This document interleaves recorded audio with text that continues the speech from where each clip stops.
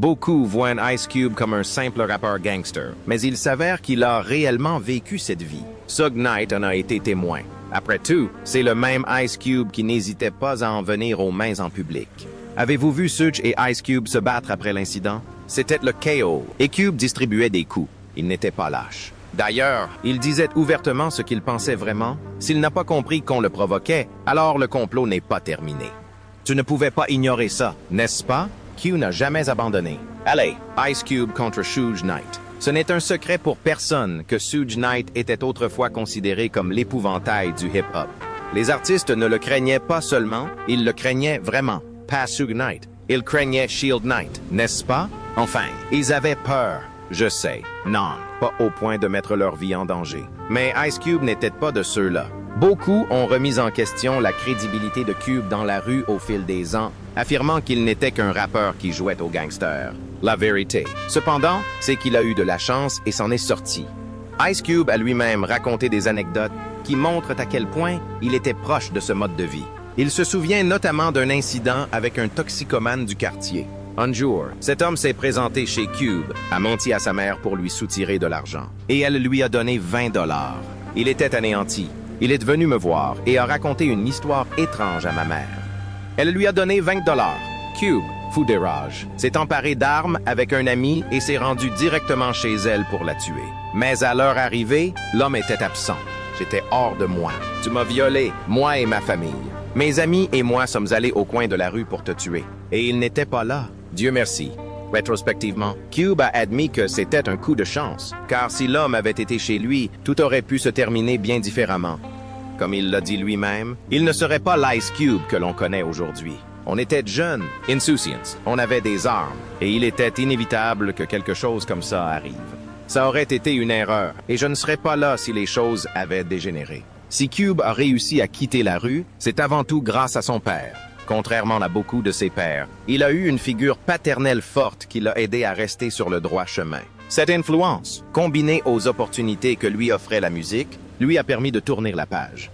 Nous avons grandi dans un quartier très difficile, mais personne n'était plus dur que mon père. Cela nous rassurait. Ce n'est pas parce qu'il a quitté la rue qu'il a perdu son sang-froid. C'est pourquoi même Suge Knight, l'homme le plus redouté du hip-hop, a dû affronter Cube.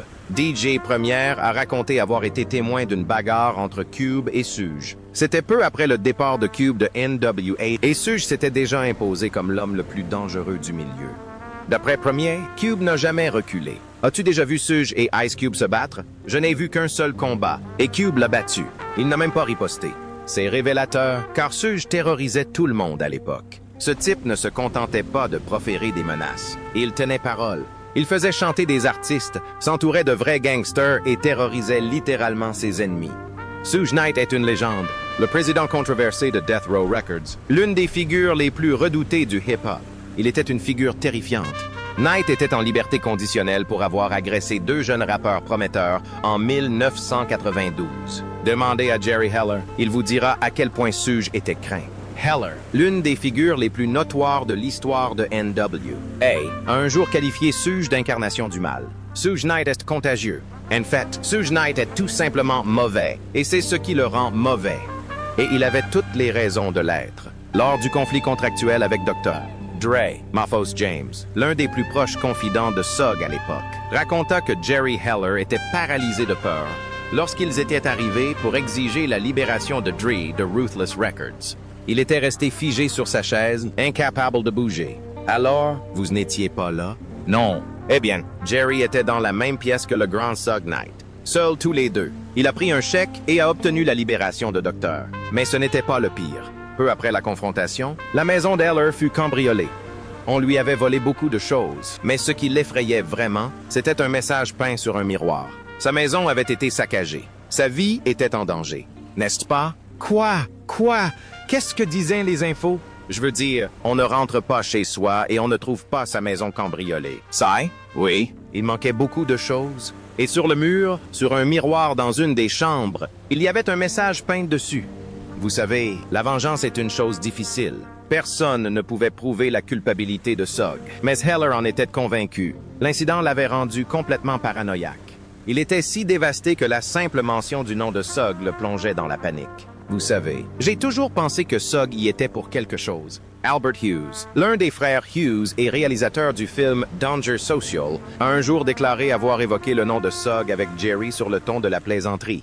La réaction de Jerry fut de sortir un pistolet, poussé par une paranoïa extrême, et de le pointer sur mon frère. Albert, Suts l'avait terrorisé, parce que nous étions restés silencieux et avions dit ce que nous pensions. Nous avions dit quelque chose à Jerry, mais nous avions été parfaitement honnêtes. Et il a vraiment sorti un 25 et l'a pointé sur mon frère. Un pistolet. Oui, on peut dire ce qu'on veut. Et Heller n'était qu'une des nombreuses victimes de Suts. Suts contrôlait toute une industrie, mais Ice Cube était différent. Contrairement à beaucoup d'autres, Cube n'était pas quelqu'un que Suge pouvait simplement intimider et faire taire. En réalité, Cube a connu de sérieux conflits au fil des ans. Prenons par exemple sa rivalité avec Above the Law. Après le départ de Cube de NWA, Eazy-E a signé avec le groupe de rap gangsta Above the Law, qui représentait Pomona. Naturellement, un conflit a éclaté entre eux. Cube et moi avions des problèmes. Il ne respectait pas Pomona. On en est venus aux mains, et tout a culminé lors d'un séminaire sur la musique. Les tensions commencèrent à s'exacerber en 1990, lors de la promotion du premier album du groupe, Living Like Hustlers. Dans une interview accordée au Los Angeles Times en avril de la même année, Gak, membre du groupe, critiqua Cube et mettait en doute sa crédibilité sur scène. On a donné une interview au Los Angeles Times. On nous a demandé quelles étaient nos caractéristiques, notre musique, etc.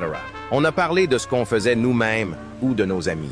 Il affirma que les textes incisifs de Cube n'étaient pas inspirés de sa propre vie, mais simplement de son mode de vie.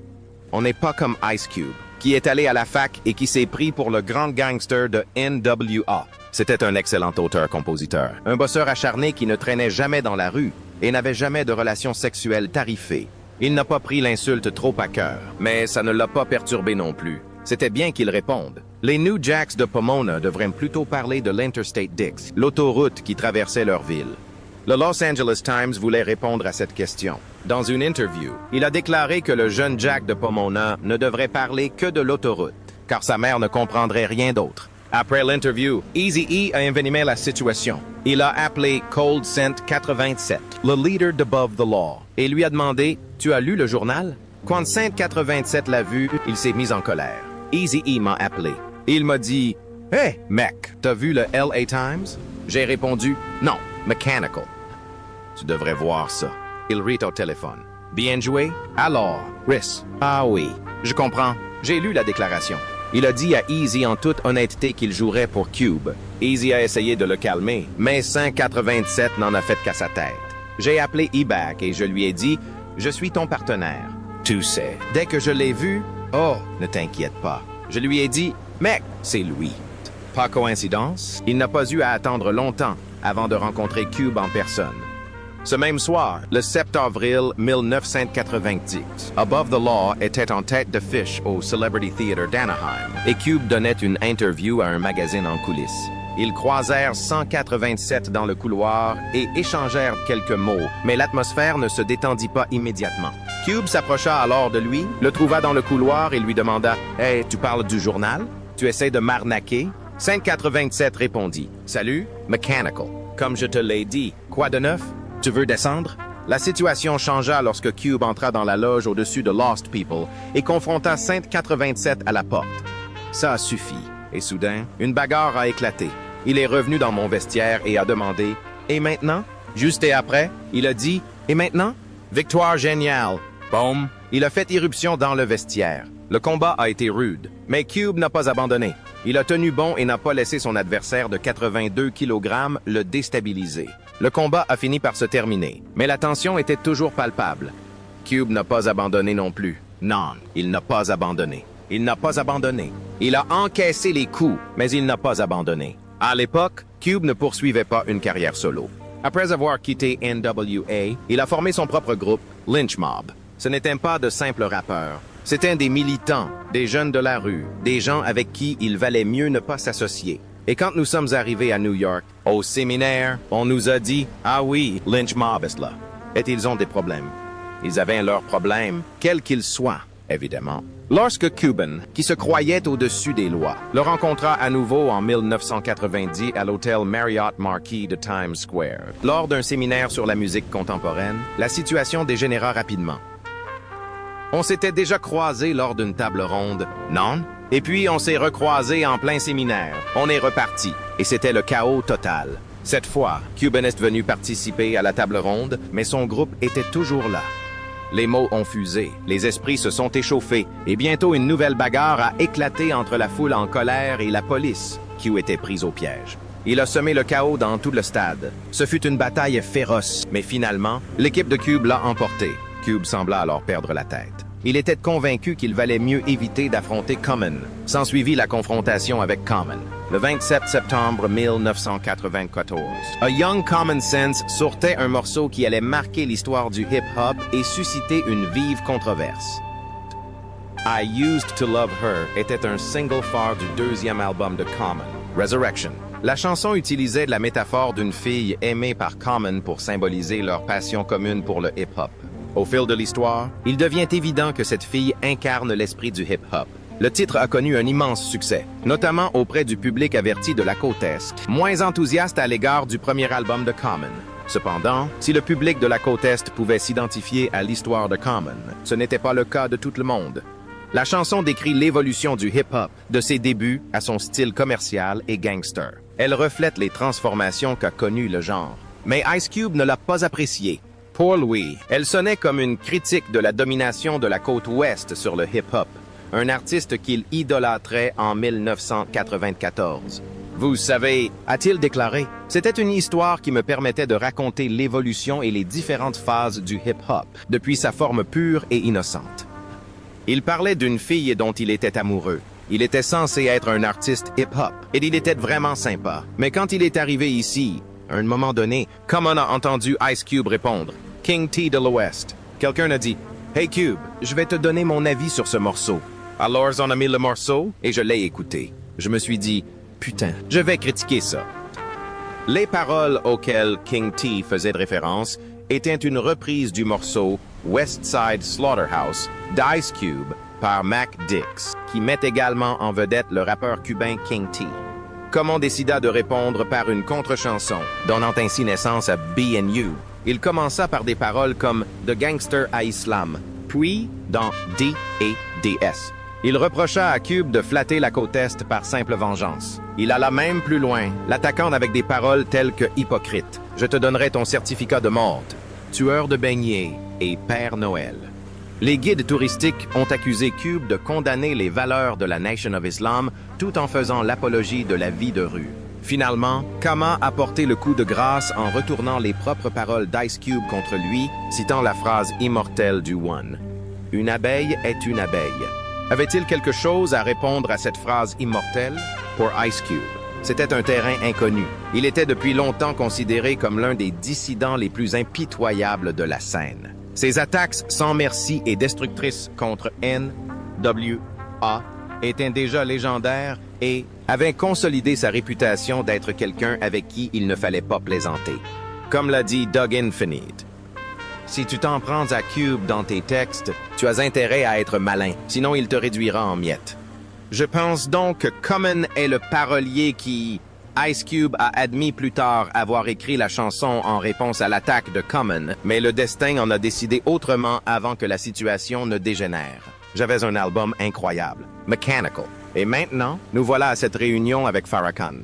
Oh, il nous a aidés à lutter contre l'oppression. Il nous a aidés à lutter contre l'oppression. C'est pour ça que je n'ai jamais sorti mon album. Tu l'as enregistré? Non, j'avais les paroles. Les décès de Tupac Shakur en 1996 et de Notorious B.I. En 1997 ont plongé le monde du hip-hop dans le deuil. Le 3 avril 1997, moins d'un mois après la mort tragique de Biggie, Farrakhan a organisé un sommet pour la paix au siège de la Nation of Islam à Chicago. Ce fut un rassemblement historique qui a réuni certaines des figures les plus importantes du hip-hop, dont Common et Ice Cube. Un autre problème est la fameuse querelle entre Ice Cube et N.W.A. Comme la plupart des fans le savent, Ice Cube a quitté N.W.A. en 1989 pour des raisons financières. Il estimait ne pas être suffisamment payé pour ses textes sur l'album Straight Out of Compton, ce qui a provoqué une vive dispute. La situation a dégénéré au point que même des personnes sans lien avec le groupe s'en sont mêlées. Un exemple notoire est celui de Dee Barnes, animateur de l'émission Pump It Up sur Fox, consacré à la culture hip-hop et qui invitait régulièrement des rappeurs célèbres. Des années plus tard, Dee Barnes a même fait référence à la chanson Guilty Conscience d'Eminem, Dre l'Attack. Mais voyons comment Dee s'est retrouvé mêlé à ça. Avant que toute cette histoire avec Ice Cube n'éclate, Dee avait déjà donné plusieurs interviews à la NWA. Il connaissait toute l'équipe et les observait travailler sur son émission depuis des années. Ice Cube avec la NWA. Passons un peu de temps avec lui et ses amis chez lui. On revient tout de suite. Après les pubs, les pauses, les vacances. Bref. Ça n'allait pas s'arrêter là. Mais quand Cube a quitté le groupe, tout a basculé. NWA réagit en critiquant la chanson St. Miles in Running et a clairement fait comprendre qu'il ne le laisserait pas partir sans se battre. D'après Dee Barnes lui-même, l'atmosphère était tendue dès le début lorsqu'il a appelé le groupe dans l'émission Pump It Up pour discuter de leur récent départ. Chacune de ces questions se terminait par une remarque sarcastique à l'encontre d'Ice Cube, et la situation a dégénéré à tel point que l'équipe de production a dû couper les passages les plus explicites pour pouvoir diffuser l'interview. Mais voilà le rebondissement. Lors de sa diffusion, l'épisode comprenait non seulement une interview de NWA, mais aussi un second segment, filmé plus tôt sur le plateau de la série télévisée Boys in the Hood, avec Yo-Yo, ami et collaborateur d'Ice Cube. Contre toute attente, Ice Cube interrompit l'interview et en profita pour critiquer NWA, utilisant les paroles du groupe pour les discréditer. Pire encore, Cube alla jusqu'à se moquer d'un médecin proche de Dr. Dre, récemment victime d'un accident de voiture qui avait endommagé sa voix de façon permanente. 160 km, bande d'idiots, et bonjour le DLC. Pour info, Dee Barnes a dit qu'il n'aimait pas que l'extrait soit diffusé, mais en tant que présentateur, il n'avait pas son mot à dire. Malheureusement, l'anecdote s'est retrouvée dans la version finale, avec 2 extraits à la suite. Après son interview avec Ice Cube, Dee s'est tourné vers la caméra et a déclaré qu'il se disputait constamment. Beaucoup. C'était probablement une réaction impulsive face à une situation délicate. Mais dans la version montée, il semblait avoir jeté de l'huile sur le feu, provoquant un conflit entre Ice Cube et NWA, et se retrouvant pris entre 2 feux. Après le fiasco de l'interview, il a fallu du temps à Dr. Dre et Dee Barnes pour se réconcilier. Lors d'une soirée chez Def Jam Records, Dr. Dre a aperçu Dee Barnes. Toujours furieux du déroulement de l'interview, il a piqué une crise.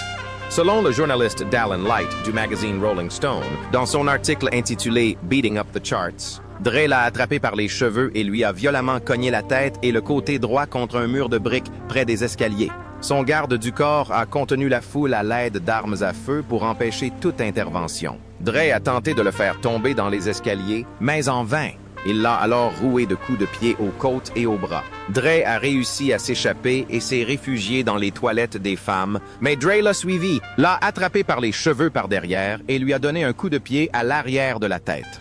Ils m'ont attrapé par les cheveux et m'ont projeté contre le mur. Ce fut une expérience douloureuse et traumatisante. Cette agression brutale n'est pas passée inaperçue. Les membres de NWA ont parlé ouvertement de l'incident lors d'interviews ultérieures. McRae a déclaré catégoriquement « Il l'a bien cherché ».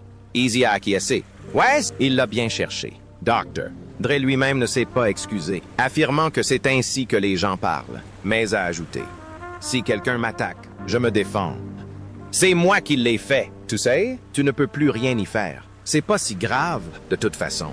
Je l'ai juste mis à la porte. Voilà ce qui lui est arrivé. J'espère qu'ils le retrouveront. Il s'est fait tabasser. L'animateur de l'émission a fait quelque chose en toute connaissance de cause. Il s'est fait tabasser et j'espère que ça se reproduira. D. Barnes a tenté de poursuivre Dr. Dre pour 22,75 millions de dollars. Mais l'affaire s'est réglée à l'amiable. Cypress Hill. Il y a eu ensuite sa querelle avec Cypress Hill. La controverse a débuté avec la bande originale du film Friday, composée par Ice Cube. L'un des titres phares de l'album était Roll It Up, Light It Up, Smoke It Up de Cypress Hill. le groupe avait accepté d'enregistrer la chanson. My Salon Be Real, member de Cypress Hill. Les problèmes ont commencé lorsque Ice Cube a entendu un autre morceau lors des sessions d'enregistrement en studio. En écoutant les titres du film, il est tombé sur un extrait du prochain album de Cypress Hill, Temples of Boom. On lui a alors proposé Throw Your Set in the Air, le premier single du groupe. Cube adorait la chanson et voulait absolument l'utiliser pour la bande originale du film Friday. Cypress Hill a poliment décliné, car il s'agissait du titre phare de leur prochain album.